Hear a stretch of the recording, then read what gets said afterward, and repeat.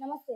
Welcome to our channel. నేను మీ పద్మావతి. ఈరోజు మనతో పాటు ప్రముఖ ఆధ్యాత్మికవేత్త మరియు జ్యోతిష్య పండితులు డాక్టర్ ముల్లపూడి సత్యనారాయణ గారున్నారు. ఆయనతో మాట్లాడి భోగి విశేషాల గురించి తెలుసుకునే ప్రయత్నం చేద్దాం. మీరు కూడా చూసేయండి. నమస్కారం గురువుగారు. నమస్కారం మా పద్మావతి. గురువుగారు, భోగి అనగానే మనకందరికీ గుర్తుకొచ్చేది భోగి హ్మ్. మంటలు. హ్మ్. తర్వాత భోగి దగ్గరికి వెళ్లి మనం అందులో పిడకలు వేయడం, చిన్న పిల్లలకి భోగి పళ్ళు పోయడం హ్మ్. ఇంతవరకు అందరికీ తెలుసు. అయితే వాస్తవానికి భోగి అనేది ఎందుకు జరుపుకుంటాం? అసలు ఇలాగే చేసుకోవడానికి గల కారణం ఏంటి? హ్మ్. అయితే వీటన్నిటిని మించి అసలు భోగి రోజు చేయాల్సిన ముఖ్యమైన పని ఏంటి? హ్మ్. భోగము అంటే అనుభవించడం అని అర్థం. హ్మ్. భోగం పెట్టాము అంటే నైవేద్యం పెట్టామని అర్థం. అక్కడి నుంచి వచ్చిందే భోగి హ్మ్. పండగ.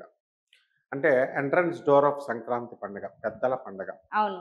ఈ పెద్ద పండుగ అని అంటాం. అంటే పెద్దల పండగ అని అర్థం. అంటే చనిపోయినటువంటి వాళ్ళందరికీ కూడా పిండ ప్రదానాలు అవన్నీ చేయడమే కాకుండా వాళ్ళకి నైవేద్యాలన్నీ కూడా తర్పణాలు ఇవన్నీ కూడా పెట్టేటటువంటి పండగని 10 రోజులు కూడా మనకి పెద్ద పండగ అంటాం. హ్మ్. పెద్దల పండగ నుంచి వచ్చిందది. అందులో మొట్టమొదటిది ఫస్ట్ రోజున భోగి కాబట్టి డోర్స్ ఓపెన్ అవుతాయి. ఈ యొక్క భోగి రోజున మనందరం ఏం చేస్తామంటే చిన్నప్పటి నుంచి మనకు తెలిసింది మన ఇంట్లల్లో ఉన్నటువంటి పాత సామాను తీసుకొచ్చి కాల్చేస్తాం. ఎదురింటి వాళ్ళ గేట్లు అవన్నీ చెక్కలు ఉంటే అయి తీసుకొచ్చి అందులో అవును. వేసేస్తాం. పెద్ద పెద్ద చెట్లు మన వీధిలో ఉంటే నరికి పడేసి పెద్ద పెద్ద దుంగల్ని వేసేసి కాల్చేస్తాం. ఇవన్నీ మన చిన్నప్పుడు పల్లెటూరుల్లో, సిటీస్‌లో అలా జరిగేది. ఇప్పుడు కల్చర్ మారింది కాబట్టి అంత పెద్ద పెద్ద దొంగలు ఎవడు కట్ చేయట్లేదు. మామూలుగా చేస్తున్నాం.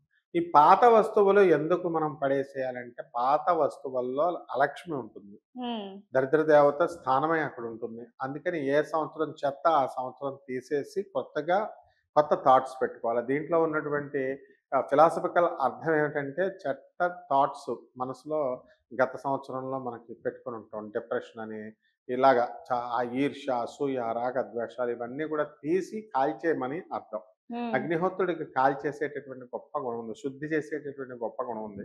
కాబట్టి మనం ఎన్నో జన్మల నుంచి గత జన్మల్లో నుంచి మనం పుడుతూ వచ్చాం కాబట్టి, ఆ జన్మల్లో మనం చేసినటువంటి పాపాలు కానీ, ఈర్ష్య, అసూయ ఇలాంటి రాగద్వేషాలన్నిటిని కూడా మనం ఇక్కడే కాల్చేయకపోతే మళ్ళీ నెక్స్ట్ జన్మలో మనకు కష్టమవుతుంది. మళ్ళీ జన్మ ఎత్తాల్సొస్తుంది.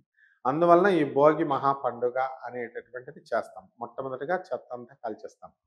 రెండవది ఏం చేస్తాము, సూర్యోదయానికంటే ముందే లేచి తలంటు స్నానం చేస్తాం. ఆ తలంటు స్నానం చేసేటప్పుడు కొన్ని నువ్వుల్ని, రేగి పళ్ళని మనము తమలపాకులో పెట్టుకొని దానిపైన కొంచెం నూనె రాసి తలకి దానిపై నుంచి ఈ తలంటు స్నానం అనేటటువంటిది భోగి రోజున చేస్తాం. అవును. చేసిన తర్వాత అంటే జీలకర్ర, బెల్లం ఎలాగైతే మనం పెడతామో అలాగా ఎలక్ట్రిసిటీని ప్రొడ్యూస్ చేస్తుంది జీలకర్ర, బెల్లం. అందుకని పెళ్లిలో మనం జీలకర్ర, బెల్లం పెట్టగానే ఇక్కడ సహస్రార చక్రం ఉంటుంది. జస్ట్ ఒక్క నిమిషం అది యాక్టివేట్ అవుతుంది. కాబట్టి స్పందిస్తుంది. రెస్పాండ్ అవుతుంది. అందుకని దాన్ని మనము భోగి పండగ అంటాం. భోగి పండగ రోజున కూడా మనం ఏం చేస్తాం, ఈ నూనె, ఈ నల్ల నువ్వులు ఇవన్నీ కూడా రేగిపళ్ళు ఇవన్నీ పెట్టేసరికి ఇలాగ అనేసరికి ఖచ్చితంగా మనకి కరెంట్ పాస్ అవుతుందనమాట. ఈ ఉద్దేశంతోనే మనకి భోగి పండుగ అని అన్నారు. ఆ రోజున పొలాలన్నీ కూడా బాగా అలంకారం చేస్తారు కనుమ పండుగ రోజుల్లాగా. కొత్త ధాన్యం ఇంటికొస్తుంది. గాదెల్లో నింపుతారు. హరిదాసులు వీళ్ళంతా గూడా తంబురా పట్టుకొని ఇంటిల్లోకి వస్తారు. ఈ 10 రోజులు గూడా వస్తారు వాళ్ళు. వీళ్ళకి కుంచుడుకి తక్కువ కాకుండా బియ్యం మన గాదెల్లో నుంచి తీసి మన ఇంట్లో పెద్దలందరూ గూడా ఇస్తారు. అలాగే మన ఇంటికి చాకలి, తర్వాత మన ఇంటి మంగలి ఎవరైతే ఉన్నారో అటువంటి వాళ్ళకి కూడా కానుకలు ఈ సంక్రాంతి పండుగ రోజున ప్రతి రైతు కూడా ఇవ్వడం అనేటటువంటిది జరుగుతాయి. కాబట్టి ఈ భోగి రోజున సాధారణంగా మనం ఏం చేయాలండి అంటే, భోగి మంటల పండుగ అగ్నిహోత్ర పూజ, సూర్యనారాయణమూర్తి యొక్క పూజ. సూర్యనారాయణమూర్తికి మనం చక్కగా మనం భోగం సమర్పించుకుంటాం అనమాట. ఈ విధంగా కనుక మనం కొత్త వస్త్రాలు ధరించి, మనం కొత్త బట్టలు వేసుకొని, మనం చేసుకునేటటువంటి ఈ భోగికి చాలా ప్రాధాన్యత ఉంది. కాబట్టి ఈ భోగి రోజున ఇలా చేసుకుంటే సరిపోతుంది. ఆ విధంగా భోగి పండుగ రోజున మనము పంటలకి, హ్మ్. పశుపక్షాదులకి మనం ప్రాధాన్యత అనేటటువంటిది ఇస్తాం. ఫస్ట్ రోజున కాబట్టి భోగి పండగ రోజున కొత్త వస్త్రాలు మనం ధరిస్తాం. హ్మ్. ధరించిన తర్వాత ఆకాశమంతా గూడా ఎలా ఉంటుంది అంటే చలికాలం కాబట్టి బ్రహ్మాండంగా చల్లని వాయువులు వేస్తా ఉంటాయి. గొబ్బెమ్మలు పెడతాం భోగి హ్మ్. రోజున. అవును. ముగ్గులు వేస్తాము. ఈ 10 రోజులు సంక్రాంతి 10 రోజులు కూడా మనం ముగ్గులు వేస్తూనే ఉంటాం. ఆ తర్వాత ఆవు పేడతో మనము అంతకు ముందే మనము పిడకలు తయారు చేసుకొని పెట్టుకుంటాం. హ్మ్. ప్రతి పల్లెటూరులో గనక చూస్తే గోడలకు కొట్టేసి చాలా ఉంచుతారు. ఈ భోగి పండగ రోజున ఆ పిడకలన్నిటిని కూడా అందులో వేసి కాల్చి, చక్కగా దానిపైన మనం నీళ్లు కాసుకొని తలంటు స్నానాలు చేస్తారు పల్లెటూరుల్లో. హ్మ్. కర్రలు అవన్నీ కూడా వేసేసి. అవును. ఆ రకంగా మనము ఏం చేస్తామనంటే భోగి పండగ రోజున ఈ యొక్క భోగాలు, నైవేద్యాలు ఇవన్నీ కూడా తయారు చేయాలి కదా! హరిదాసులు వీళ్ళంతా అవును. పంటలు మనకి మొత్తము ధాన్యమంతా కూడా కోసేసి రోడ్ల పైన ఆరవేస్తారు ఆ రోజు. హ్మ్.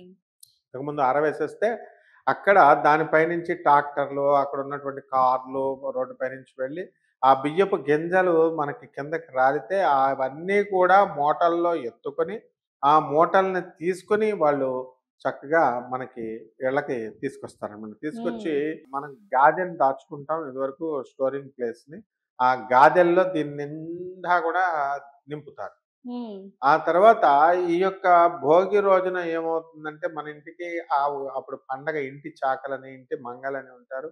అలాగే చక్కగా మనల్ని నమ్ముకున్నటువంటి వాళ్ళు ఎవరైతే ఉన్నారో హరిదాసులు, వీళ్ళంతా గూడా అడుక్కునేవాళ్ళు, సోది చెప్పేటటువంటి వాళ్ళు, వాళ్ళు అందరూ వీళ్ళు వాళ్ళని లేదు. పేదవాళ్ళంతా గూడా ప్రతి పండగ రోజున కూడా పల్లెటూరులో రావడం జరుగుతుంది రైతుల హ్మ్. దగ్గరికి. వచ్చినప్పుడు వీళ్ళేం చేస్తారంటే, రైతు యొక్క గొప్పతనం అసలు ఎవరొచ్చినా సరే వాళ్ళకి లేదు అని చెప్పకుండా, వాళ్ళందరికీ గూడా చక్కగా ఈ యొక్క ధాన్యాలని వాళ్ళకి దానం జేస్తారు. ఒక హ్మ్. కొంచానికి తగ్గకుండా ధాన్యాన్ని పోస్తారు. కొంచెం, హ్మ్. 2 కొంచాలు, 3 కొంచాలు ఇలా.